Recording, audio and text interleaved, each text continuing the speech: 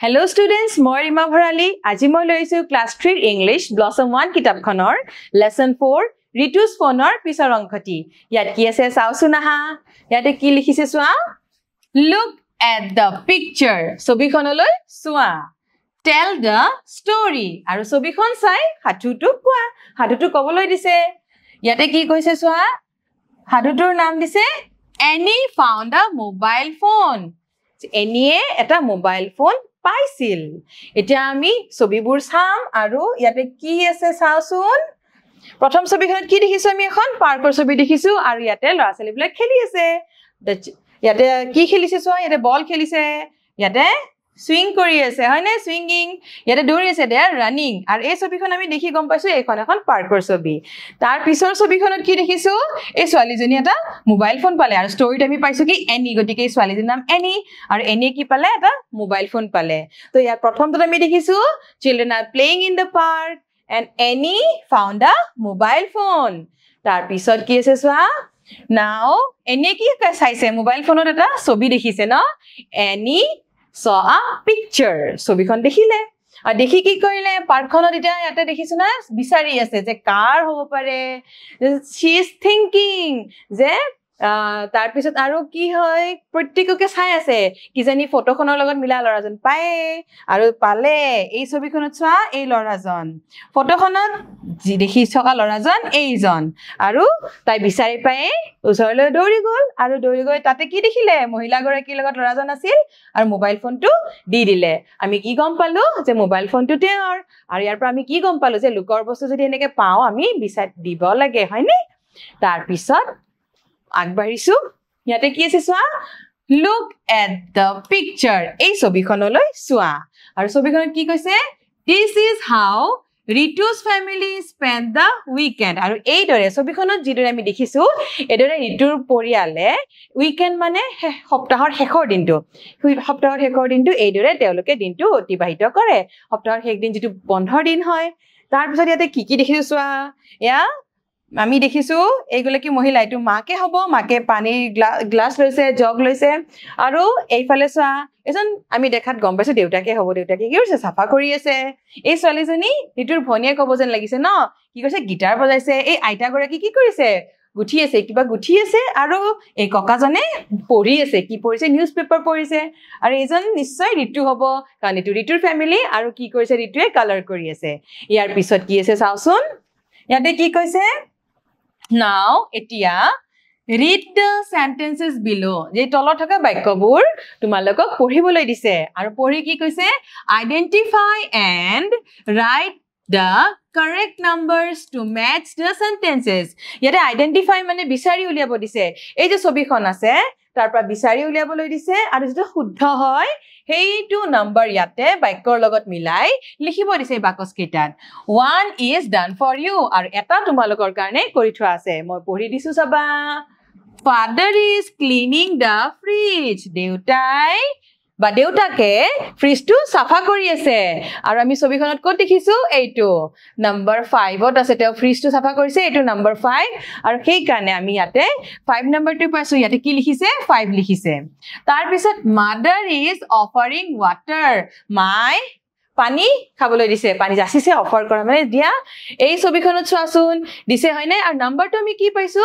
6 পাইছো গতিকে আমি ইয়াতে কি লিখিম 6 তাৰ পিছত চোৱা grandfather is reading a newspaper ককায়ে এখন বাতৰি কাকত পঢ়িছে এই ছবিখনত চোৱাচোন ককা ক'ত এইয়া আৰু বাতৰি কাকত যে পঢ়িছে ইয়াতে নম্বৰটো কি আছে 2 আছে গতিকে আমি ইয়াতে বক্সত কি লিখিম 2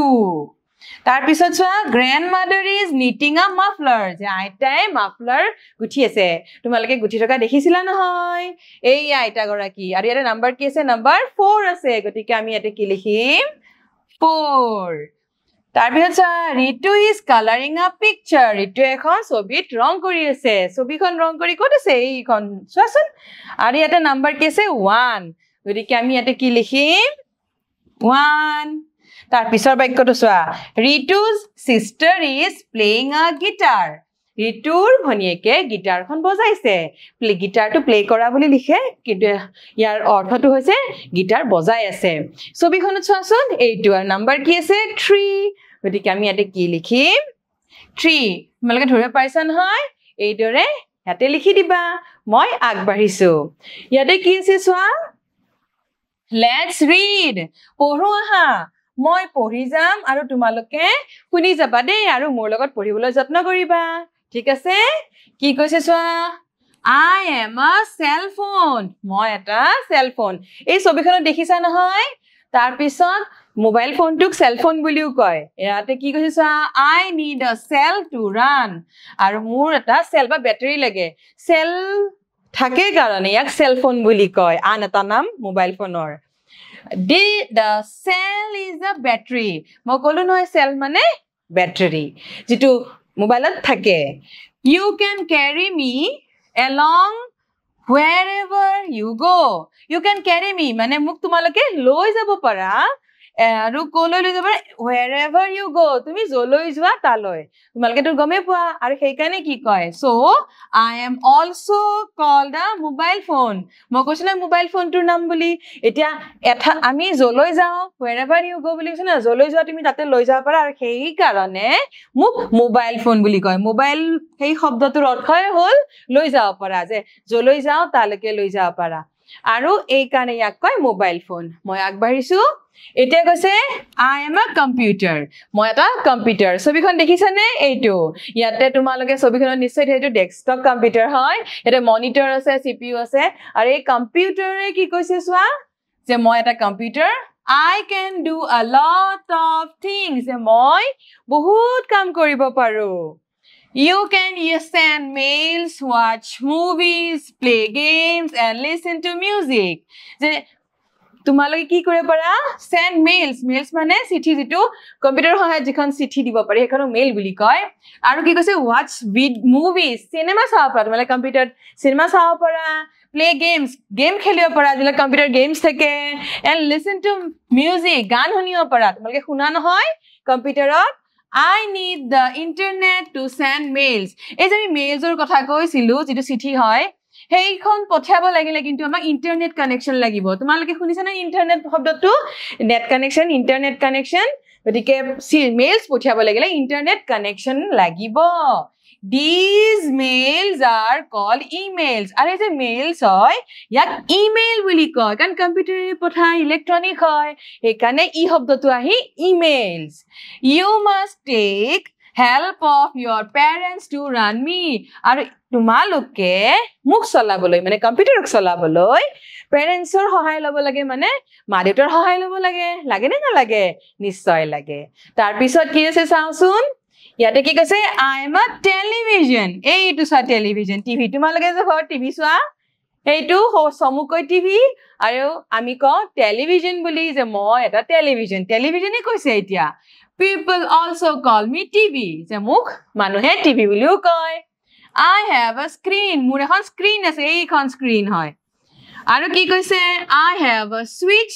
to turn me on and off যে মোৰ এটা সুইচ থাকে টিভিৰ কি থাকে এটা সুইচ থাকে আৰু সুইচটোৰে কি কৰে turn me on কৰিবলৈ সুইচটো দিয়া লগে অন হৈ যাব আমি চাব পাৰিম and off কৰি দিলে কি হ'ব বন্ধ হৈ যাব আৰু বন্ধ হোৱাৰ পিছত আমি চাব নোৱাৰো সেই কথাটো কৈছে You can watch cartoons movies and news on me আৰু টিভিত আমি কি চাব পাৰো তোমালোকে You can watch তোমালোকে চাব পাৰা cartoons চাব পাৰা তোমালোকে movies cinema চাব পাৰা news বাতৰি চাব পাৰা আৰু কৈছে You can use a remote control to change my channels You can use তোমালোকে ব্যৱহাৰ কৰিব পাৰা remote control তোমালোকে টিভি ৰিমোটটো দেখিছা নহয় তোমালোকে ৰিমোট ব্যৱহাৰ কৰিব পাৰা আৰু ৰিমোটৰ সহায়ত চেঞ্জ মাই চেনেলছ কিছু যিবিলাক চেনেল থাকে সেইবিলাক চেঞ্জ কৰিব পাৰা তোমাৰ ধৰা কাৰ্টুন চাব মন নাই সিনেমা চাব মন নাই খেলত দিলা চেনেল বিলাক চেঞ্জ কৰি থাকিব পাৰা সেই কথাটোৱে কৈছে তাৰ পিছত চোৱা কি আছে I am a laptop মই এটা laptop I am smaller and lighter মই সৰু আৰু লাইটাৰ মানে পাতল এইটো হল ল্যাপটপটো কি হয় সৰু হয় ডাঙৰ কম্পিউটাৰতকৈ সৰু হয় আৰু লাইটাৰ আমি লৈ ফুৰিব পাৰো ওজন নাথাকে You can place me on your lap while using যে তোমালোকে মোক ল্যাপ মানে কোলাত লব পাৰা যেতিয়া ব্যৱহাৰ কৰা while using মানে যেতিয়া ব্যৱহাৰ কৰা My screen fold over my keyboard and make it easy to carry. আৰু মোৰ স্ক্ৰিনখন এইখন স্ক্ৰিনৰ কথা কৈছে এই স্ক্ৰিনখন কি হয় fold over মানে এখন জাপি দিব পাৰি তোমালোকে নিশ্চয় দেখিছা আৰু কাৰ লগত যাব পাৰি এইখন কিবোৰ্ড এই কিবোৰ্ডৰ ওপৰত এখন জাপি দিব পাৰি and make it easy to carry যেতিয়া আমি জাপি দিয়াৰ পিছত তাত যতে মন তাতে আমি লৈ যাব পাৰো তোমালোকে ভালদৰে পঢ়িবা আজিলৈ এৰিছো ধন্যবাদ